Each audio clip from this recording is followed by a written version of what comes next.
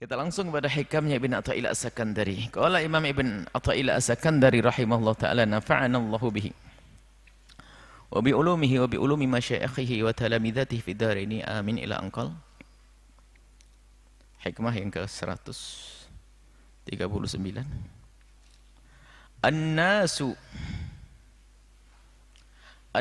yamdahunaka. An-nasu yamdahunaka.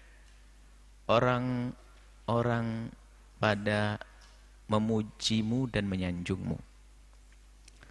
Lima yadhunnunahu fika, karena hal kebaikan yang diduga ada padamu. Fakun, kalau sudah begitu jadilah engkau anta dzamman li nafsika. Tapi sebaliknya, jika engkau menemukan sanjungan datang untukmu, maka hendaknya engkau bisa mencaci dirimu, mencela dirimu, lima ta'lamuhu minha, karena apa yang engkau ketahui tentang dirimu, dari dirimu tersebut. Termasuk nikmat agung yang Allah berikan kepada hamba-hamba Allah adalah jamalu sitri.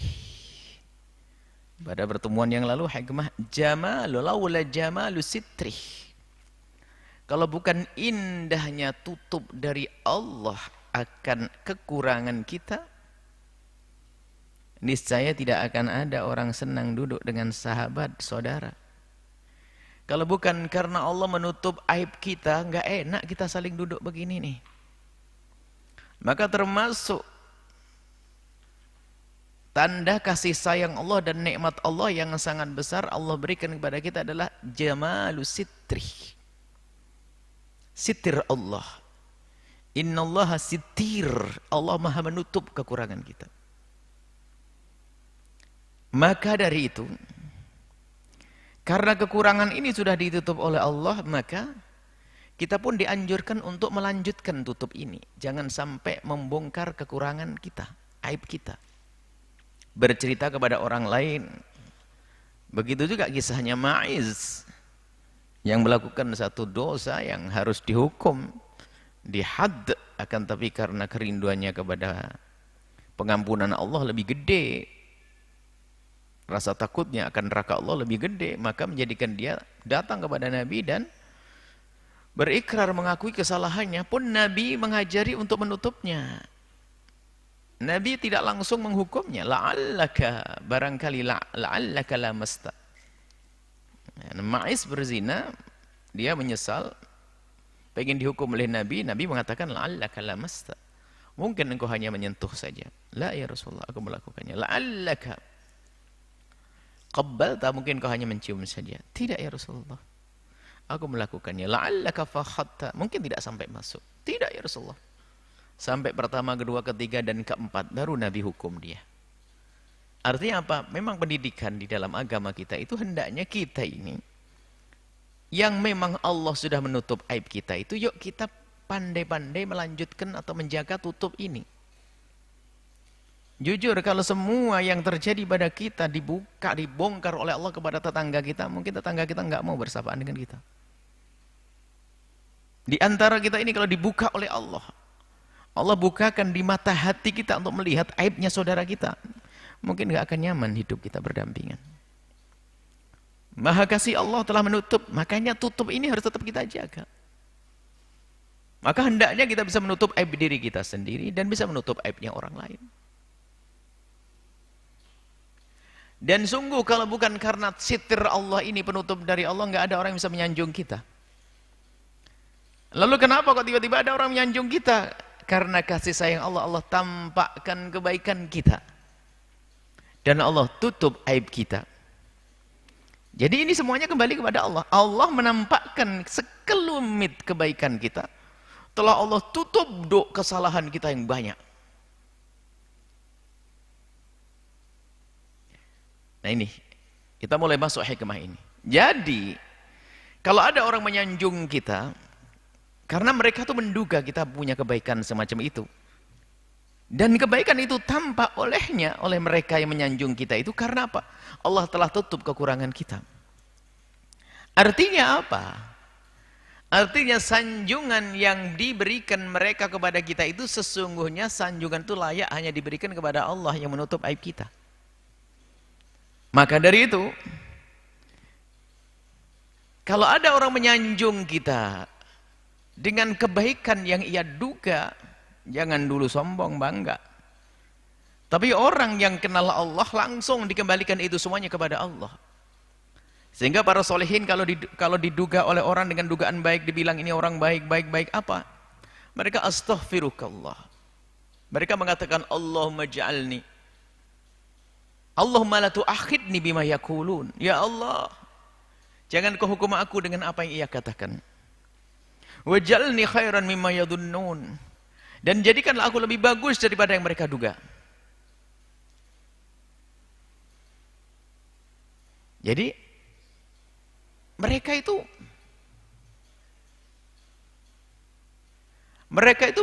di saat disanjung itu malah kebingungan, sedih. Ah, aku disanjung, aku punya kelebihan apa ini?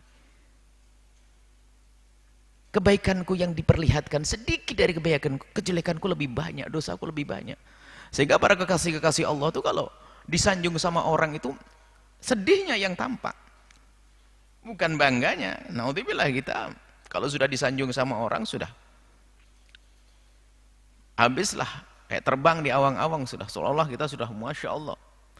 Tidak, kalau orang kekasih Allah sadar bahwasanya di saat disanjung oleh manusia itu sebetulnya karena Allah saat itu menghendaki kita untuk tertutup aib kita dan menampakkan sekelumit kebaikan kita. Jadi mereka orang-orang baik, orang-orang soleh disanjung sama orang khawatir kalau ini adalah menjadikan dia semakin jauh dari Allah atau terelna. Rabbu Allahumma la tu'akhidni, ya Allah jangan hukum saya. Wong disanjung saya kena, orang nyanjung kenapa kita ketakutan? Iya takut mereka. Takut gara-gara itu semuanya melakukan satu tindakan yang salah lalu dihukum oleh Allah. Wal ja'alni khairan mimma yadhunnun, ya Allah jadikanlah aku lebih bagus daripada yang ia duga. Astaghfiruka mimma yakulun, ya Allah aku mohon kepadamu pengampunan dari apa yang ia katakan. Nah ini. Di sisi lain, masalah sanjungan bukan sebuah dosa. Sanjungan bukan sebuah soda. Bahkan mungkin masih ingat kita kemarin di pembahasan kita Riyadhus Shalihin tentang bagaimana jika seorang yaf'alu fi'lan minal khairi, ada orang melakukan satu kebaikan lalu disanjung sama orang lalu ikut senang. Nabi mengatakan oh enggak apa-apa, itu namanya ajilu busyral mu'mini, kabar gembira yang didahulukan oleh Allah di dunia. Jadi bukan sebuah kesalahan kalau tiba-tiba ada orang menyanjung kita laki-laki senang. Senangnya itu yang menjadi tidak salah itu senangnya mensyukuri tadi sitirnya Allah, mensyukuri Allah memberikan pada kita kebaikan tersebut. Tapi di balik itu ada kesedihan ya. Langsung terlihat di dalam dirinya adalah kekurangannya. Nah inilah. Maka dalam hikmah ini lanjutannya apa? Fakun anta dzamman li nafsik. Maka hendaknya engkau di saat ada orang menyanjungmu, memujimu, hendaknya engkau segera tahu bahwasanya di dalam dirimu banyak celah, banyak kekurangan dan hanya engkau yang tahu seperti disebutkan dalam Al-Qur'an. Balil insanu ala nafsihi basiratun. Orang lebih tahu tentang dirinya sendiri. Wala alqa ma'adhirah. Biarpun dia itu orang yang berhujjah, dia ingin mencari pembenar itu sebetulnya dia tahu kalau dia salah. Kita lebih mudah untuk mengetahui kekurangan kita itu. Aib kita, subhanallah. Dosa yang kita lakukan di saat sendiri, di saat ini dia, Masya Allah. Kesalahan-kesalahan yang kita lakukan. Kesalahan ya keharaman ya, kalau halal ya urusan kehalalan ya lain cerita. Jangan sampai ini haram, maksudnya keharaman yang kita lakukan, dosa yang kita lakukan. Ya, kalau kehalalan tidak masuk. Kalau halalan itu dipandang oleh Allah sebagai amal ibadah. Ya, seperti pengabdian, suami, istri dan seterusnya itu lain cerita, bukan itu hal. Maksudnya aib dosa yang dilakukan seorang hamba, baik dosa hati, dosa anggota tubuh itu seseorang itu lebih bisa mengetahuinya sebetulnya. Biarpun di saat ditanya dia berhujah untuk menutupi dan sebagainya. Allah tahu dan kita tahu. Dan memang kita hendaknya menutupi kekurangan aib kita itu, kita tutup dari mata orang. Tapi kita harus menyadari kapan itu, khususnya di saat disanjung sama orang. Maksudnya jangan sampai kamu terbang, melambung. Di saat disanjung langsung menjadi berubah semuanya. Masuk wilayah ujub. Lalu berkata, iya tidak ada orang seperti saya. Naudzubillah. Padahal kebaikan yang dilihat oleh orang tersebut itu karena apa? Karena Allah menutup kekurangan kita. Bukan murni dari kebaikan kita. Memang kita berbuat baik itu pun juga dari Allah Subhanahu wa taala. Sungguh kalau kita merenungi, baru kata-kata para ulama, benar. Kalau seandainya setiap dari kita itu bisa melihat kejelekan kawannya langsung begitu. Hidup ini nggak ada yang tentram. Suami sudah nggak bisa mesra dengan istri, istri nggak bisa sama ini semuanya. Karena kelihatan semua. Tapi maha kasih Allah telah menutup itu semuanya. Karena sudah ditutup oleh Allah, ayo lanjutkan tutup itu. Jangan dibongkar. Kemudian, jangan biasa membongkar yang biasa ditutup oleh Allah. Maka jangan membongkar aibnya orang. Nggak boleh kita membongkar aibnya orang. Tapi pandai-pandailah melihat kebaikan seseorang. Untuk bisa kita tiru kebaikannya. Dan kalau kita melihat kejelekan seseorang, pertama, kita tidak bisa baik-baik dengan dia. Yang kedua, kita mudah meniru kejelekannya. Tapi sebaliknya kalau kita membiasakan diri kita untuk melihat sisi positifnya seseorang, maka kita pertama melihat kebaikan tersebut, mudah bagi kita untuk mengikutinya. Kemudian kita menyanjungnya, nah wajar sah. Akan tapi dalam menyanjung sendiri ada aturannya lah ya. Ada dalam riwayat dari baginda Nabi SAW dikatakan orang menyanjung itu termasuk menghancurkannya. Tapi menyanjung yang pakai itrok berlebihan, menyanjung sesuatu yang tidak pernah ada. Atau ada rajul yuthni apa? Dikatakan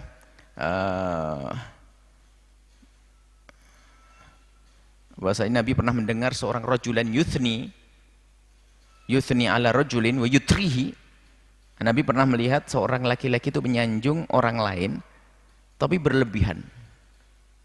Nabi mengatakan ahlaktum, kau telah menghancurkan dia. Dan riwayat qata'tum, na'am, dhahrar rajuli, jadi kau telah patahkan punggungnya, maksudnya kau telah menghancurkan. Nah, di dalam menyanjung ini harus ada rambu-rambunya. Menyanjung bukan sesuatu yang salah. Bahkan kita harus mengakui sebuah kebaikan adalah kebaikan. Yang layak disanjung ya kita sanjung. Tapi kita harus tahu, kita pastikan pertama kita tidak menyanjung kesalahan atau kezaliman. Munafik dia. Kemudian hendaknya kita menyanjung kepada seseorang kita yakin dia tidak akan terjerumus dengan sanjungan kita. Ada orang gak ada disanjung berubah. Yang kedua adalah kita tidak menyanjung orang yang jika kita sanjung malah berubah. Ada orang gak kuat disanjung. Ada orang yang tidak kuat disanjung. Bahkan sanjungan itu bisa dalam bentuk lesan, dalam bentuk kata-kata. Ada seorang, mungkin seorang guru atau seorang apa, itu dekat dengan seseorang, tapi seseorang itu bisa didekati, dekat dengan itu tambah berubah akhlaknya. Ada dikisahkan ada seorang, dia di saat jauh biasa anda, tapi di saat dekat sama seorang ustadz, anggap saja di kelas, ada kan pernah ada anak mentang-mentang begitu, ada siswa atau santri yang mentang-mentang, di saat dekat sama ustadz sering sudah mulai kurang ajar, soal mentang-mentang. Artinya dia nggak bisa disanjung, itu mau sanjungan dalam bentuk perilaku dihargai malah aneh-aneh. Dihargai malah perilakunya salah. Dihargai malah dia sombong lah. Ini musibah. Dan ini ada yang semacam ini. Jadi orang itu tidak bisa, tidak pantas disanjung. Nggak perlu disanjung orang semacam itu. Ada pengakuan dari beberapa orang begitu. Orang itu dulu baik sekali. Tapi di saat coba didekati oleh sang ustadz tersebut, dipanggil, diajak diskusi dan ngobrol, ternyata di luar jadi berubah. Merendahkan yang lainnya. Susah diatur, dengan ustadz yang lain jadi sombong. Itu termasuk model nggak bisa disanjung orang kayak begini nih. Terjerumus malahan disanjung. Dan ada model. Tapi kalau orang mengerti, di saat dia dekat dengan orang baik, dia selalu berpikir apakah aku pantas. Sama di saat seorang hamba diberi oleh Allah kelebihan, dia langsung menyadari apakah aku pantas diberi kelebihan oleh Allah dengan segala kekuranganku. Begitu, koreksi dalam diri. Tapi ada orang disanjung terlena, maka menjadi tercurang. Maka jangan disanjung orang semacam itu, sebab kita menjerumuskannya. Atau kita menyanjung dengan berbohong, maka nggak boleh.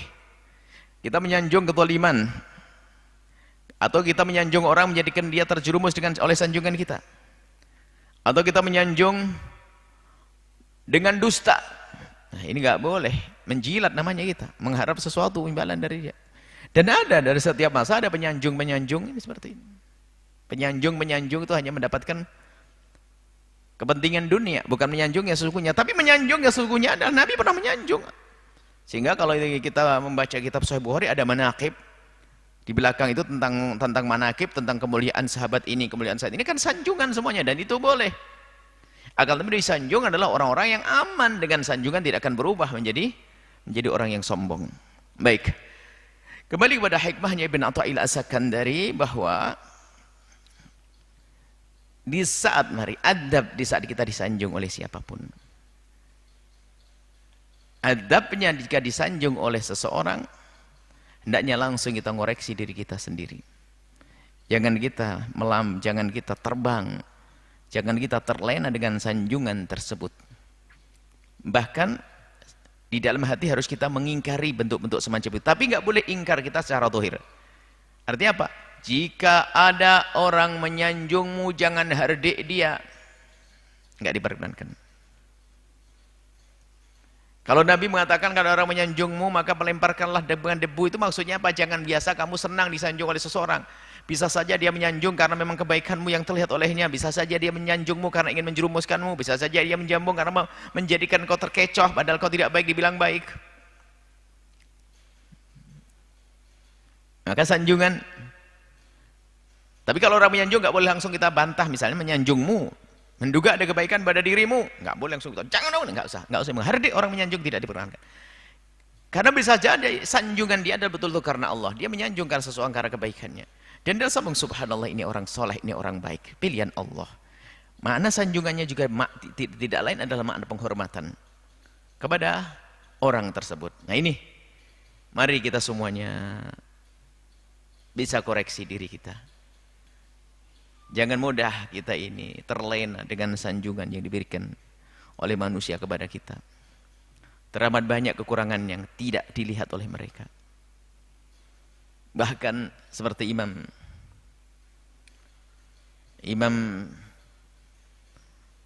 Hasan, Imam Ali Zainal Abidin, Imam Ali bin Husain ibn Ali. Suatu ketika Imam Ali Zainal Abidin dicaci sama orang. Bayangkan, dicaci dan diolok. Dipanggil dan ucapkan, terima kasih saudaraku. Aku ucapkan terima kasih. Apa kata Imam Ali? Apa yang kau ketahui itu sangat sedikit dibanding kenyataan kejelekan yang ada padaku. Diolok bukan membela. Terima kasih. Apa yang kau ketahui itu sangat kecil dibanding kejelekan, kekotoran yang aku miliki. Ini kan ketawaduan seorang imam seperti itu. Makanya yang mudah naik pitam di saat diolok, maka dia gampang melambung di saat disanjung. Nggak benar semuanya. Jadi saat sanjung, dong kata Imam itu. Lakin fakun anta dzamman li nafsik. Di saat ada sanjungan, kau tidak boleh marah. Satu sisi ucapkan alhamdulillahilladzi adharal jamil. Sebagian para ulama mengatakan alhamdulillahilladzi adharal jamil wa sataral qabih. Kemudian Allah maj'alni kama yadunnun, Allah maj'alni khairan ma yadunnun, Allah la tu'ahhidni bima yaqulun, Allah astaghfiruka bima yaqulun. Ada doa mereka. Di antara mereka berdoa semacam itu. Allah maj'alni kama yadunnun, waj'alni khairan mimma yadunnun. Alhamdulillahilladzi adharal jamil wa sataral qabih. Langsung alhamdulillah, puji-pujiku kepada Allah, alladzi yang adharal jamil, menampakkan yang bagus, wa sataral qabih. Doa-doa itu sebenarnya adalah untuk meredam dia agar tidak melambung. Dalam irama mengamalkan apa yang dikatakan oleh Ibn Atha'il As-Sakandari, fakun anta dzaman li nafsik. Hendaknya engkau mencaci dirimu sendiri, cela dirimu sendiri. Kenapa? Lima ta'lamuhu, karena terhadap apa yang engkau ketahui tentang minha. Engkau yang lebih tahu tentang dirimu sendiri, subhanallah. Banyak kesalahan dosa. Semakin banyak seorang hamba menyadari kesalahannya, semakin jauh dia dari kesalahan.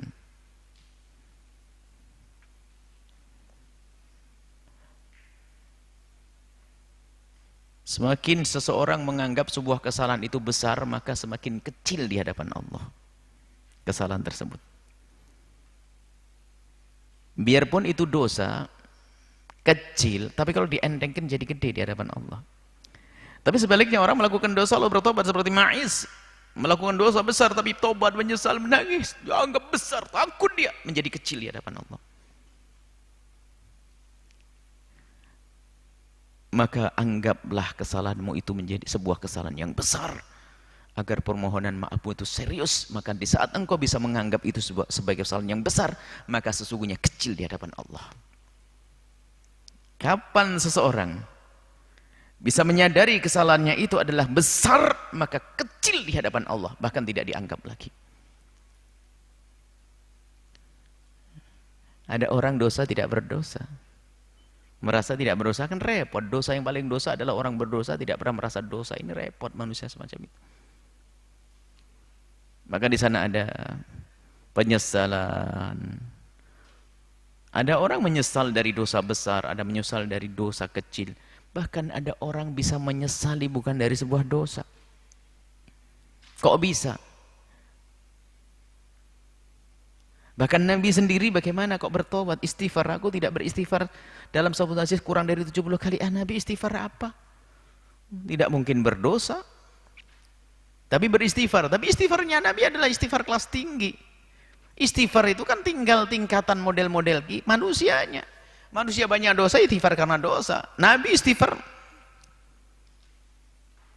Jadi menyadari sebuah kesalahan. Jadi kesalahan itu adalah sebuah kesalahan. Tapi besar kecilnya kesalahan itu tergantung siapa yang merasakannya. Sebuah kesalahan besar tapi dia merasa itu sebuah kesalahan yang besar, menjadikan murka Allah, lalu ketakutan. Kata Ibn Athaillah, kam min maksiatin, alangkah banyaknya kemaksiatan yang turih itu menjadikan seseorang itu apalah khudu'an, atau menjadi seorang tawadhu kepada Allah, menjadi seorang tunduk kepada Allah. Alangkah banyaknya. Kapan itu? Tapi tidak boleh kita berbuat dosa pengen tunduk di hadapan Allah, ya enggak. Maksudnya setiap orang itu kadar kesadarannya itu dia menjadikan dia semakin tunduk kepada Allah. Dia melakukan dosa kecil saja sudah tidak bisa tidur semalam. Masya Allah, istighfar enggak berhabis-habisnya. Allah indah. Ada orang melakukan dosa gede seperti tidak melakukan dosa, na'udzubillah. Nah ini keseimbangan. Kalau sudah orang di saat disanjung lalu dia melihat kekurangannya diri, insya Allah aman, dia tidak akan mudah terpeleset dalam dosa. Tapi yang orang disanjung sudah langsung kayak terbang di awang-awang, lihat dosa yang banyak mudah dilakukan. Dan kerjaannya hanya nutup dosanya saja di hadapan manusia, dan dia tidak takut lagi berbuat dosa, yang penting orang tidak tahu, na'udzubillah. Ini musibah munafik. Meninggalkan dosa hanya karena dilihat oleh manusia. Tapi di saat di tempat yang aman dia bisa melakukan apa saja. Makanya inilah orang yang pengen disanjung oleh manusia. Tapi orang yang hebat, orang besar disanjung manusia, dia tidak akan terlena. Bahkan di saat disanjung oleh manusia, dia langsung sadar akan kekurangannya. Bahkan dia dzamman li nafsih. Dia mencaci dirinya. Kau disanjung oleh orang. Jangan bangga ya. Mereka menyanjungmu karena hanya melihat sisi kebaikanmu yang terlihat olehnya, yang Allah tampakkan. Dan karena Allah menutup aibmu banyak. Kemarin kau ngapain? Begitu. Sehingga apa? Di saat disanjung dia tidak akan terlena. Maka selamatlah dia. Selalu membangun dirinya agar semakin baik. Dosa-dosa dia mudah memohon ampun kepada Allah Subhanahu wa taala. Dan memang yang namanya sanjungan ini lebih banyak menghancurkan kalau tidak diberikan kepada orang yang tepat. Subhanallah. Sehingga merasa disanjung, dibilang Masya Allah dia punya keramat saja, padahal nggak ngerasai juga, dia sudah bangganya setengah batu punya keramat. Iya dulu, siapa dulu saya, kan saya wali. Dibilang wali oleh orang saja sudah nggak bisa tidur ya. Innalillah. Menangis. Sehingga Syekh Yusuf Nabhani dalam kitab Jami' Karomatul Auliya itu menjelaskan para kekasih Allah itu kalau terlihat baginya karomat itu takutnya luar biasa. Ini keramat atau istidraj? Jangan-jangan aku malah terhenti jatuh setelah adanya keramat ini. Setelah adanya kelebihan yang Allah berikan, jangan-jangan aku jatuh karena aku bangga, menangis kebingungan. Ini orang mencari-cari. Baik. Semoga sanjungan yang diberikan oleh manusia kepada kita adalah kebaikan yang sesungguhnya, dan kita bersyukur kepada Allah yang telah menampakkan kebaikan tersebut dan telah menutup kekurangan. Dan semoga Allah menutup kekurangan kita di dunia dan di akhirat. Kekurangan kita yang sangat banyak ditutup di dunia, tidak ditampakkan oleh Allah kepada siapapun dari bangsa manusia, dan ditutup di akhirat, tidak akan dihukum oleh Allah Subhanahu wa ta'ala. Dan ciri aib yang akan ditutup oleh Allah di akhirat, ingat, dosa yang akan ditutup di akhirat adalah yang kita tutup di dunia. Makanya orang yang suka memberitakan tentang dosanya ada susah ditutup di akhirat. Dosa pribadi yang bisa menutup dosanya di akhirat, maka itu akan ditutup nanti di akhirat. Menyadari itu dosa, lalu dia tutup, kemudian ditambahi dengan penyesalan dan istighfar, maka itu dosa yang tidak akan tampak nanti di akhirat. Wallahu a'lam bissawab.